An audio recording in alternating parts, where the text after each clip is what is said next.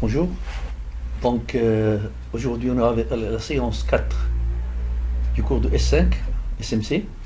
Donc on était resté la dernière fois à la définition de coefficient d'activité. Donc on avait bien dit que le coefficient d'activité ionique ne peut être que calculé. Donc on avait bien montré que la relation de Debye-Hückel permet de nous donner l'expression de gamma I. Donc si je reviens au transparent précédent,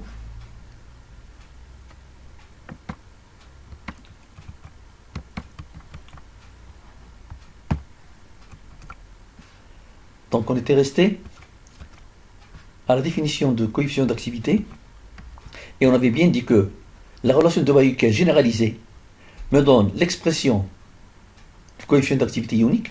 Log de gamma I est égal à moins AZI carré racine carrée de J sur 1 plus B AI racine carrée de J, ZI étant la valence de l'ion, AB constante de Debye-Hückel, AI étant le rayon électrochimique de l'ion en question, et J étant la force ionique de la solution. Donc, si je travaille dans l'eau, vous remarquez bien que les constantes A et B de Debye-Hückel dépendent étroitement de epsilon, qui est la nature du solvant, et de la température. Donc, si je fixe le solvant, je travaille dans l'eau, je fixe la température, je travaille à 25 degrés, les A et B prendront les valeurs de 0,51 à peu près, et B 0,33. Ben, si je travaille dans l'eau à 25 degrés, généralement le produit B par le rayon électrochimique de l'ion est sensiblement égal à 1. Ben, si je travaille à dilution infinie, le 1 plus racine carrée de J devient sensiblement égal à 1, et l'expression va se simplifier.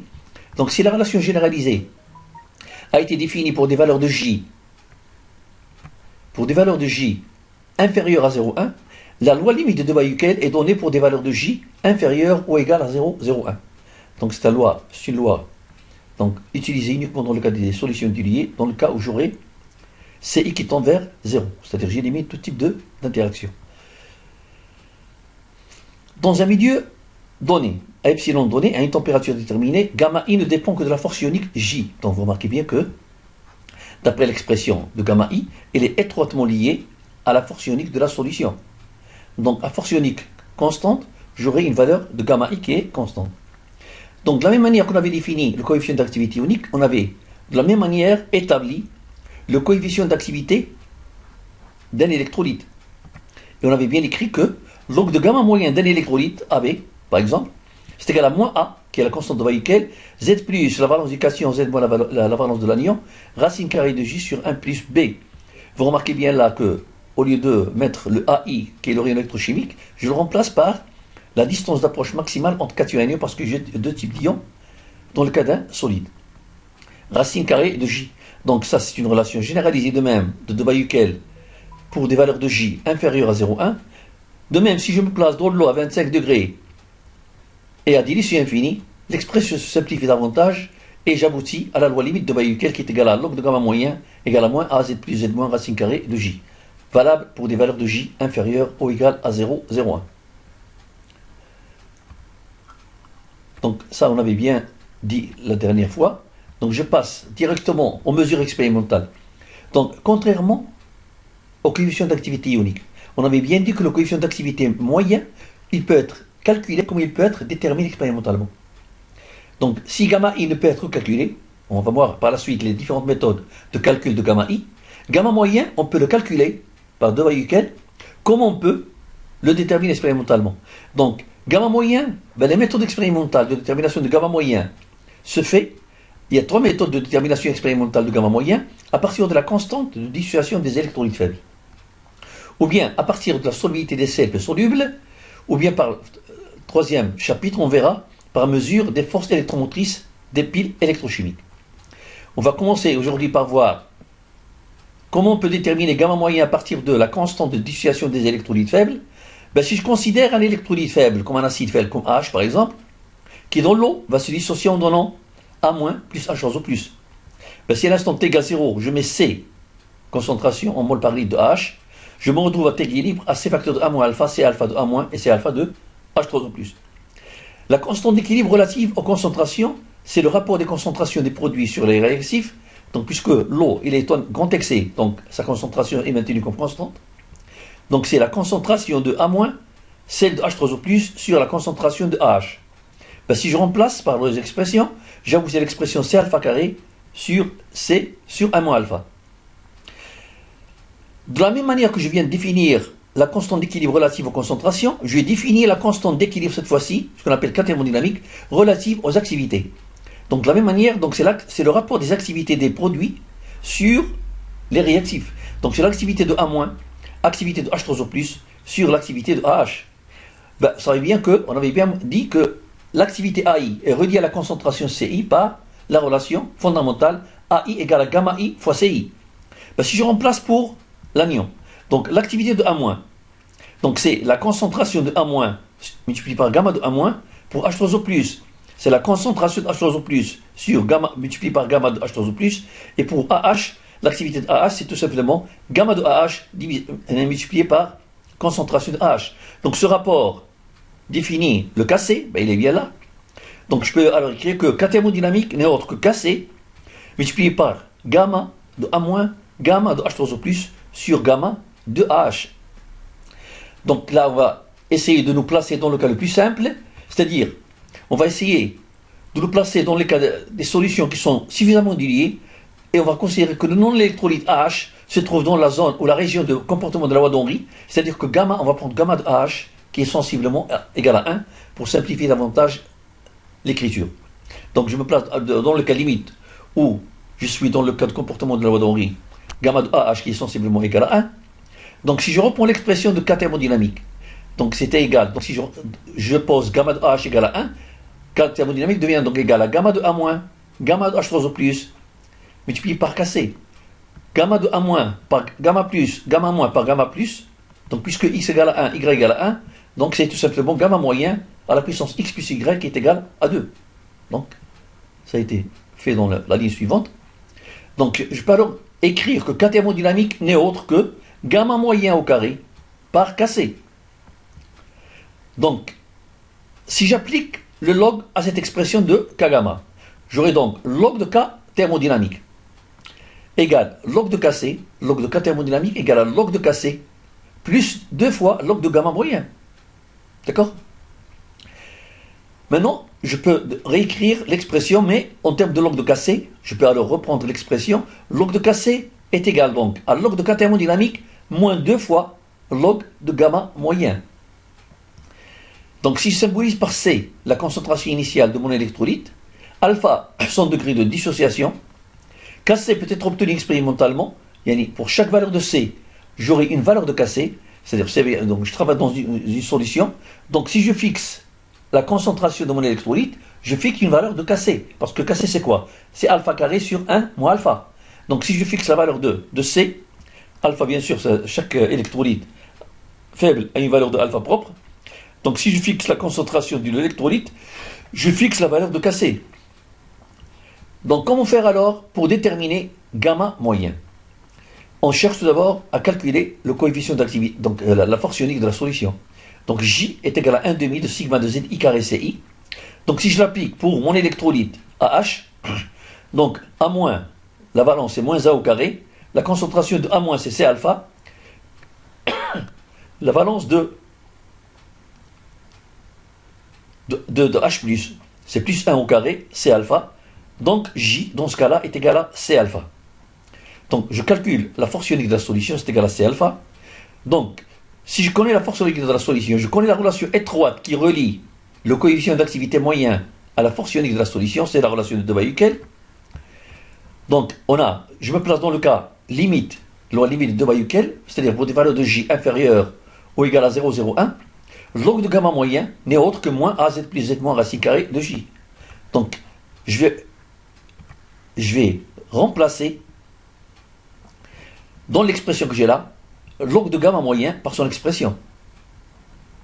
J'aurai donc log de Kc qui devient donc égal à log de K thermodynamique, donc moins 2 log de gamma moyen, je remplace log de gamma moyen par son expression, ça me donne alors plus 2 à Z plus Z moins racine carrée de J. Donc j'ai une équation affine de la forme Y égale à AX plus B. Donc l'équation affine, donc la pente c'est ce terme-là de AZ plus Z moins, si je trace log de Kc en fonction de la racine carrée de J, Et le log de cas thermodynamique, c'est tout simplement ce qu'on appelle l'ordonnée à l'origine. Donc si je reporte dans le tracé log de KC en fonction de la racine carrée de J. On avait bien dit que J était égal à C alpha. Donc, si je fixe une valeur de J, je fixe une valeur de C. Donc, pour chaque valeur de C, j'aurai une valeur de J. Donc, si je fixe la valeur de J, donc pour chaque valeur de J, je peux graphiquement déterminer une valeur de KC. Donc, si je peux déterminer une valeur de KC pour chaque valeur de J, donc, pour chaque valeur de J, j'aurai une valeur de KC. Log de cas thermodynamique, c'est l'ordonnée à l'origine. Donc si je fais tendre J vers 0, ou bien C vers 0, donc l'ordonnée à l'origine, donc lorsque J tend vers 0, c'est-à-dire C tend vers 0, à dilution infinie, ce terme-là va s'annuler, et j'aurai log de KC qui va donc être égal à log de cas thermodynamique. Donc je peux alors exactement, pour des valeurs de J tendant vers 0, je peux déterminer graphiquement la valeur de cas thermodynamique, qui est très important de déterminer cette valeur graphiquement. Parce que ce produit de solubilité, produit de dissociation thermodynamique de AH est très important de le déterminer par tracé. Donc l'ordonnée à l'origine me permet de déterminer cas thermodynamique. Donc je connais cas thermodynamique, c'est l'ordonnée à l'origine. Pour chaque valeur de J, j'aurai, pour chaque valeur de J, chaque valeur de C, j'aurai une valeur de KC.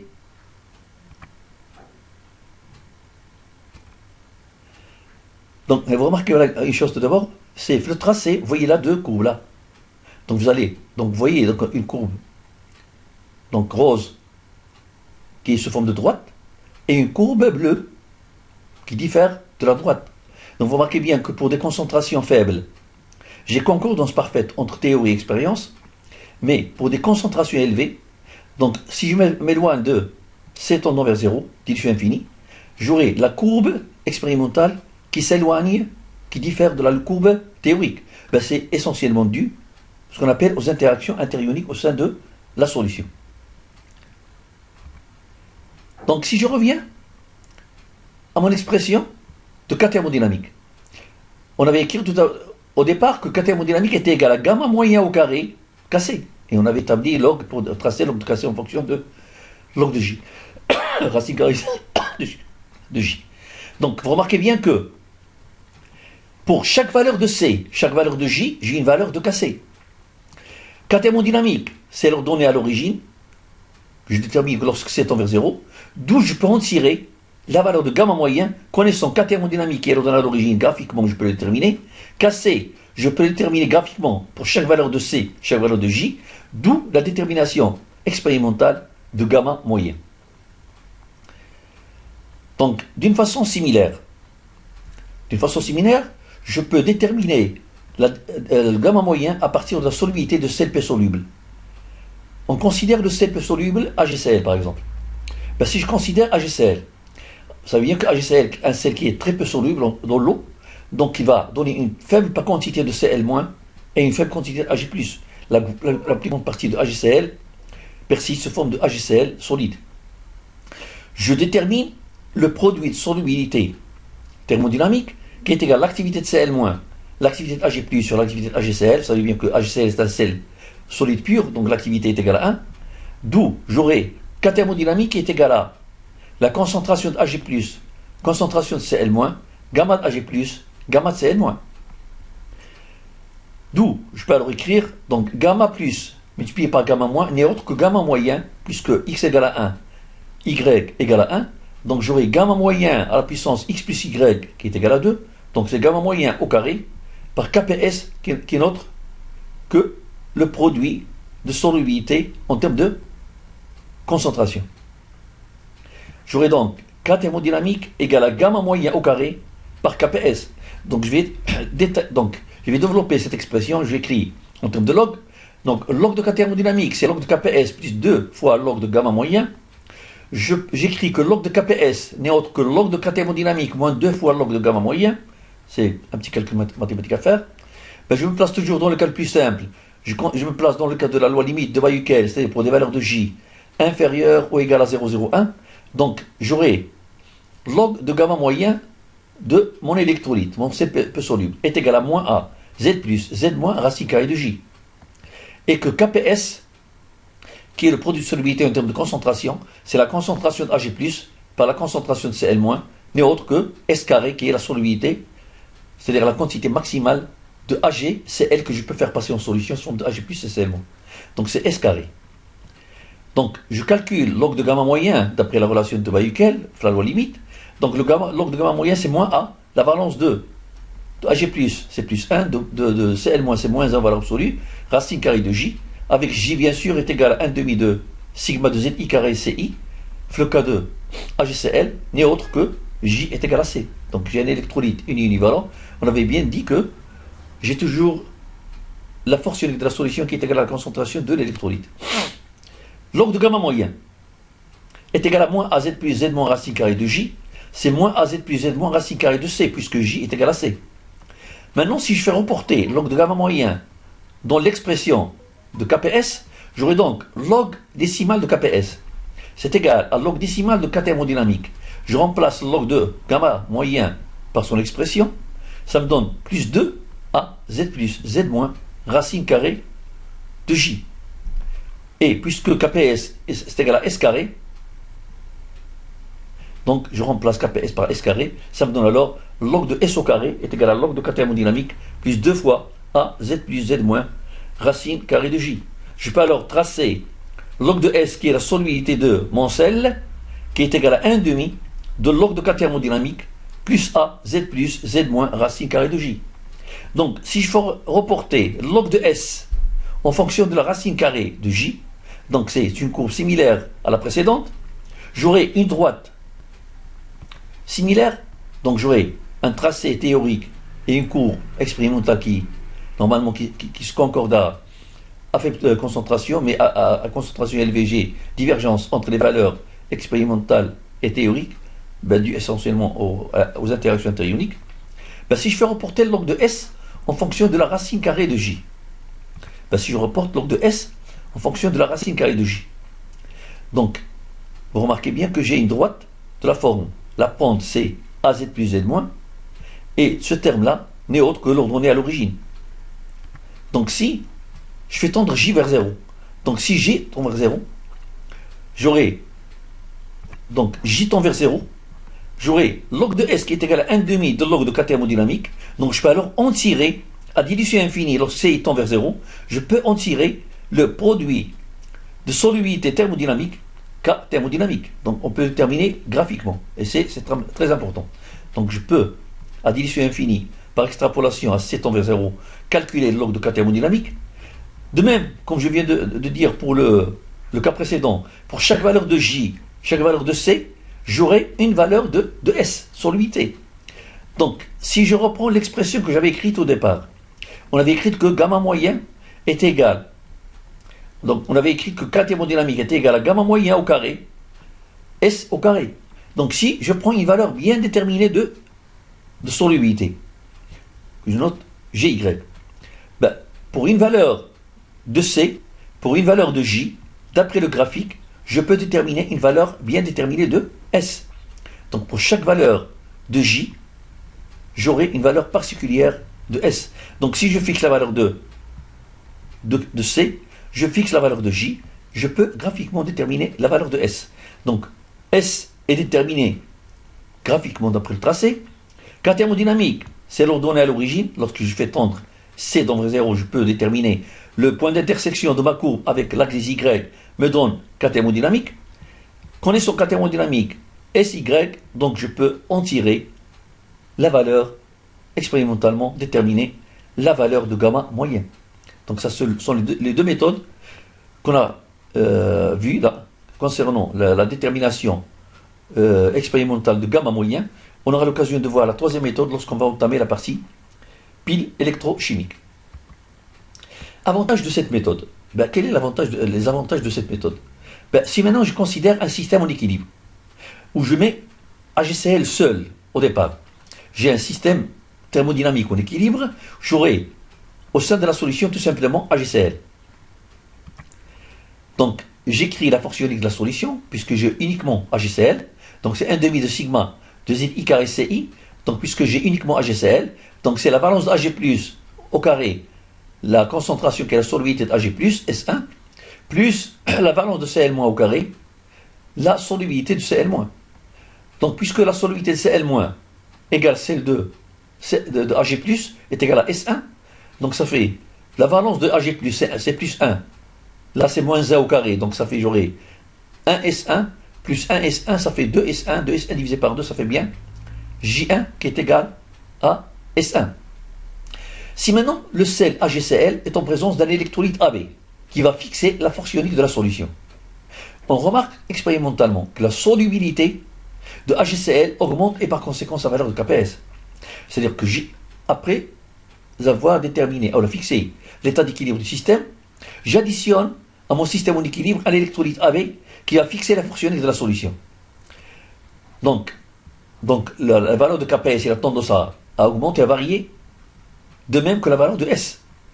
Ben, si je considère l'électrolyte qu'on ajoute, c'est AB, donc il va se dissocier en donnant AZ plus BZ-. La nouvelle force ionique de la solution, j'ai en solution AgCl et AB. Donc j'ai 1 demi de sigma de ZI carré CI, c'est 1 demi. Donc la valence de Ag+, c'est 1 au carré S2, moins 1 au carré S2, plus la valence de AB au carré, par la concentration de AZ+, plus la valence de Cl- de BZ-. Pardon. Ça c'est la valence de BZ- et non pas de Cl-, de BZ-.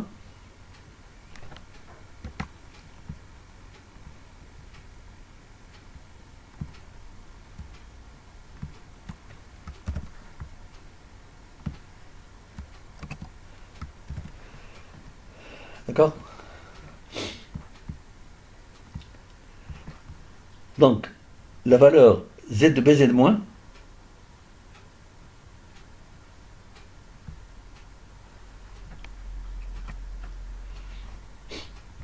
la concentration de AZ+, la valence de AZ+, ce qui est Z+ au carré, et la valence de BZ-.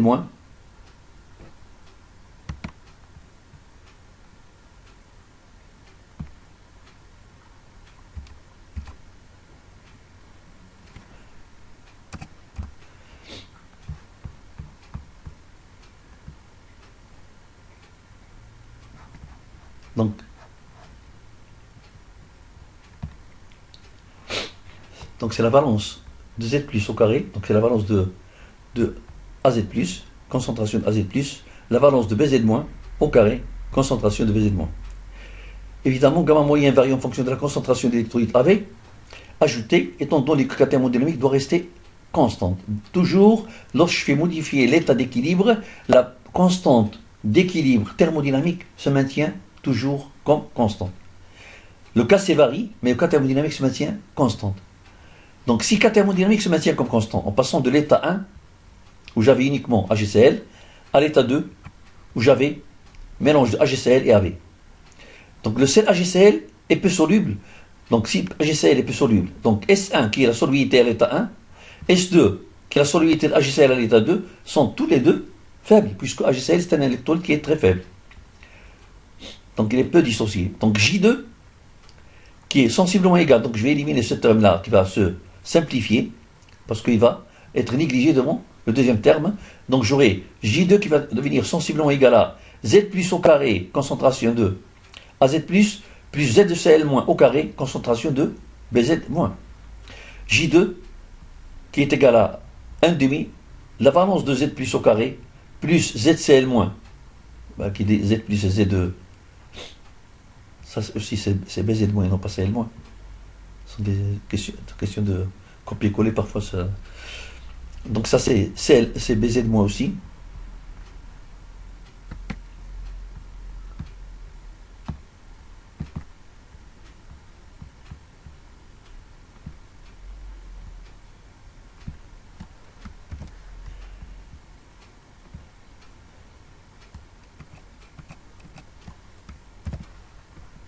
Bon.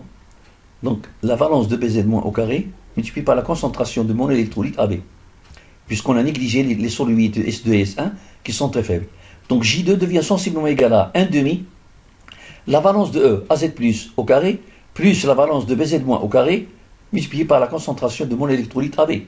Donc J2 est étroitement lié à la concentration de mon électrolyte AB qui fixe la force ionique. Maintenant, je vais appliquer la loi de Debye-Hückel pour les deux sels. Je l'applique pour AgCl et je l'applique aussi pour AB.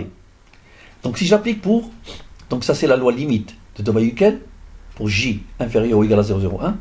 Et ça c'est la loi généralisée de Debye-Hückel lorsque j'ai des valeurs de J qui sont inférieures à 0,1. Donc j'ai appliqué la loi un peu généralisée pour AgCl et pour AB. Donc puisque je me place dans l'eau à 25 degrés, le produit B multiplié par la distance d'approche maximale entre anion et cation est sensiblement égal à 1.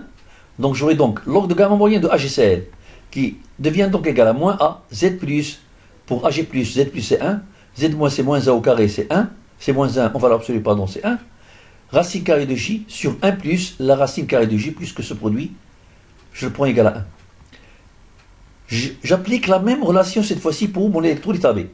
Log de gamma moyen de AB, c'est moins A, la valence de AZ plus, c'est Z plus, la valence de BZ moins, c'est Z moins, racine carrée de J sur 1 plus la racine carrée de J. Toujours pour des valeurs de J inférieures à 0,1. Maintenant, si je fais le rapport, log de gamma moyen de AgCl sur log de gamma moyen de AB, ceci, donc si je divise log de gamma moyen de AgCl par les valences, 1, moins 1, je divise aussi log de gamma moyen de AB par les valences Z plus Z moins, j'aurai ce terme qui est constant, moins A, racine carrée de J sur 1 plus la racine carrée de J. Donc j'obtiens cette relation importante qui relie les coefficients d'activité moyens de AgCl et de AB. Donc après, un calcul simple à faire, donc si je multiplie ce terme-là, je le fais passer, donc je sais bien que log de A, log de X à la puissance A, c'est A log de X. Donc je multiplie ce terme-là, 1 plus 1 moins 1 en valeur absolue par log de gamma moyen de AB. Donc, si je le fais passer à droite, ça me donne log de gamma moyen de AB à la puissance 1 moins 1. Et de même, ce terme-là, Z plus Z moins, si je fais passer à gauche, ça me donne log de gamma moyen de AgCl à la puissance Z plus Z moins. D'où je peux alors en tirer la relation, donc le coefficient d'activité moyen de AB, connaissant celui de AgCl. Donc si je connais le coefficient d'activité de AgCl, les valences des ions composant les deux électrolytes, je peux facilement en tirer le coefficient d'activité moyen de AB. Après ce calcul simple, donc si je connais gamma moyen de AgCl, les valences, je peux facilement en tirer gamma moyen de AB. Et ça c'est très important. Donc, quand on est sur gamma moyen de AgCl, par exemple, on peut en tirer la valeur d'un autre électrolyte AB. Détermination de gamma I.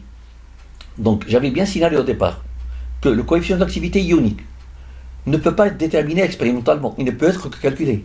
Donc, on aura l'occasion de voir les différentes méthodes de calcul de gamma I. Donc, on a 4 méthodes qui nous permettent de calculer gamma I. Donc, la première méthode qu'on connaît bien, c'est la méthode de Debye-Hückel. Donc, log de gamma I, c'est moins AZI carré, racine carrée de J sur 1 plus B, rayon électrochimique de l'ion en question, racine carrée de J. Je l'applique pour le cation et je l'applique pour l'anion. D'accord? Donc c'est moins A, Z plus carré, racine carrée de J sur 1 plus B, rayon électrochimique du cation, racine carrée de J. Donc si je me place dans le cas où le produit BR est sensiblement égal à 1, l'expression devient moins AZ plus carré, racine carrée de J sur 1 plus la racine carrée de J pour J inférieur à 0,1. Pour gamma moyen, donc gamma moyen, on avait bien dit qu'on peut la calculer par des méthodes expérimentales. Donc si je connais gamma moyen, j'applique la loi de Debye-Hückel pour gamma moyen. Donc on avait écrit que donc log de gamma moyen pour un électrolyte AB, c'est moins AZ plus Z moins racine carrée de J sur 1 plus B, distance d'approche maximale anion-cation, racine carrée de J. Je me place dans le cas le plus simple où ce produit est sensiblement égal à 1. Donc l'expression se simplifie, donc c'est moins AZ plus carré, racine carrée de J sur 1 plus la racine carrée de J pour des valeurs de J inférieures à 0,1. Maintenant, si je fais le rapport log de gamma plus sur log de gamma moyen, donc si je divise log de gamma plus par z plus, je divise log de gamma moyen par z moins, j'aurai ce terme-là qui est constant, c'est moins az plus racine carrée de j sur 1 plus la racine carrée de j. D'accord? Qui est le même pour les deux termes. Donc j'aurai log de gamma moyen qui est sensiblement égal à moins a z plus z moins racine carrée de j sur 1 plus b d plus moins racine carrée de j. Donc si je prends ce produit égal à 1, l'expression se simplifie davantage. Donc si maintenant je divise gamma plus, log de gamma plus par z plus, je divise log de gamma moins par z moins, j'aurai cette égalité-là, puisque il me reste alors moins a z plus racine carrée de j sur 1 plus la racine carrée de j qui est la même dans les deux termes. Donc je peux alors en tirer, connaissant gamma moyen, je peux alors en tirer, d'après le calcul de Bayes-Quell, la valeur de gamma moins et de gamma plus. Donc gamma plus, c'est tout simplement gamma moyen à la puissance z plus sur z moins. Et si je prends log de gamma moyen sur z moins égale à log de gamma plus ou moins sur z plus, j'aboutis à log de, donc c'est gamma plus, c'est gamma moyen z plus sur z moins, et gamma moins, c'est gamma moyen z moins sur z plus. Donc c'est calcul simple à faire, il suffit de faire ce rapport-là, et d'en déduire l'expression de gamma moins et de gamma plus. Donc connaissant gamma moyen par l'une des méthodes expérimentales, je peux déterminer par calcul la valeur de gamma moins et de gamma plus. Deuxième méthode. Donc la deuxième méthode, c'est ce qu'on appelle la méthode de Makines. Makines, il a travaillé uniquement sur KCl. Pourquoi KCl? Parce que l'électrolyte KCl, il a la particularité d'avoir le rayon électrochimique de K+, qui est sensiblement égal à celui de Cl-. Vous savez bien que, d'après la relation de Bayes-Quell, log de gamma I, elle est étroitement liée au rayon électrochimique. Ben, si je travaille à force ionique constante, donc gamma I ne varie qu'en termes de rayon électrochimique. Si je fixe les conditions opératoires, je fixe la valeur de J, donc le coefficient d'activité ne varie qu'en termes de rayon électrochimique. Ben, si pour K plus et Cl-, ces deux entités, ils ont à peu près le même rayon électrochimique, s'ils ont le même rayon électrochimique, ils ont à peu près les mêmes valeurs de gamma, puisque gamma il est étroitement lié au rayon électrochimique. C'est égal à moins a z i carré racine carrée de j sur 1 plus b rayon électrochimique de K+, et le deuxième cas c'est rayon électrochimique de Cl-, puisque rayon électrochimique de K+ égale celui de Cl-, je peux alors en tirer que gamma de K+ et gamma de Cl-. Je peux alors écrire que dans le cas de KCl, d'après Makines, gamma moyen de KCl, c'est égal à gamma K+ par gamma de Cl-. Donc, puisque gamma K+ égale gamma de Cl-, c'est égal donc à gamma K+ au carré, c'est égal à gamma Cl- au carré. D'où, je peux alors en tirer que gamma moyen de KCl n'est autre que gamma de K+ égale aussi à gamma de Cl-.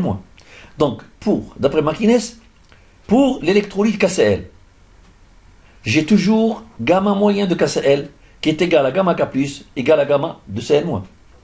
Donc on va utiliser cette relation de Makines pour en tirer certaines valeurs de gamma moyen d'autres électrolytes, comme dans ce cas-là, à l'électrolyte HCl.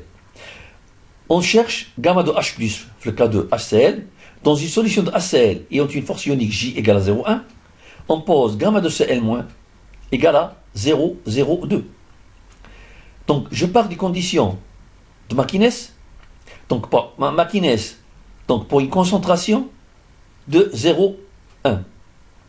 Une force ionique, puisque J est égal à C, égale à 0,1. Gamma moyen égale gamma K+, égale gamma Cl-, égale à 0,02, puisque j'ai égalité entre gamma K+, gamma Cl- et gamma moyen. Si maintenant, je cherche à déterminer gamma de H+, j'écris alors que pour l'électrolyte HCl, gamma de H+, par gamma de Cl-, puisque x égale à 1, y égale à 1, est égal à gamma moyen de HCl.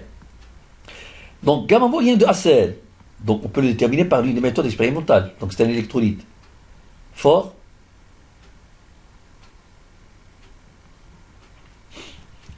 Donc, d'où le calcul de gamma de H+. Donc, Makines me donne la valeur de gamma de Cl-. Gamma moyen de HCl, donc flétable, on peut le déterminer. On peut alors en tirer gamma de H+. La troisième méthode. Donc, la méthode, ce qu'on appelle de Guggenheim. Donc, c'est une méthode généralisée de Makines. Donc, Guggenheim, il a repris les travaux de Makines, mais il a généralisé pour tout électrolyte univalent. Pour Z plus égale à Z moins égale à 1, il a posé que gamma moyen égale à gamma plus égale à gamma moins. Donc, chaque fois que j'aurai un électrolyte de la forme AB, tel que Z plus égale Z moins égale à 1, il a posé, on aura toujours gamma moyen égale gamma plus égale gamma moins. Donc, s'il a généralisé la relation de Makines, donc comment alors on peut, en se basant sur la relation de Guggenheim, déterminer, dans ce cas par exemple, dans le cas de cet exemple, de chercher gamma de Ca de plus dans une solution de CaCl2 à une force ionique J égale à 0,1, sachant que gamma moyen de HCl à J égale 0,1 est égal à 0,02. Donc je pars des conditions de HCl, donc concentration de HCl, J égale à C, donc C égale à 0,1, J égale à 0,1, gamma moyen égale à gamma plus égale à gamma moins, puisque gamma moyen égale à 0,02, donc gamma H plus, gamma Cl moins est égal aussi à 0,02. Donc si j'aurais écrit l'expression pour CaCl2, j'aurais donc gamma de Cl2 plus par gamma de Cl moins au carré est égal à gamma moyen à la puissance 3 de CaCl2. D'où je peux en tirer gamma de Ca2 plus connaissant Cl moins, on peut le déterminer par Guggenheim. Je connais gamma moyen de HCl, donc je peux en tirer gamma de Cl moins. Le CaCl2, donc on peut le trouver dans les tables. Donc connaissant les valeurs de gamma moyen de CaCl2 dans les tables, gamma de Cl moins d'après Guggenheim, je peux alors en tirer la valeur de gamma de Ca2 plus. La dernière méthode de calcul de gamma I, c'est ce qu'on appelle la méthode de Batz. Cette méthode de Batz consiste à calculer, donc Batz il a travaillé uniquement sur Cl-, donc il a posé que pour Cl-, log de gamma de Cl- est égal à moins A au carré qui est la valeur de Cl-, racine carrée de J. Il a posé pour le produit BR de Cl-, la constante B multipliée par le lien électrochimique de Cl-, il a posé la valeur égale à 1,5. Donc c'est égal à 1 plus 1,5 racine carrée de J. Donc la seule particularité de l'expression de Batz par rapport à celle de Debye-Hückel, c'est qu'il a supposé, dans le cas de Cl-, que le produit, la constante B de Debye-Hückel multipliée par le rayon électrochimique de Cl-, est sensiblement égal à 1,5. Donc je m'arrête à ce niveau.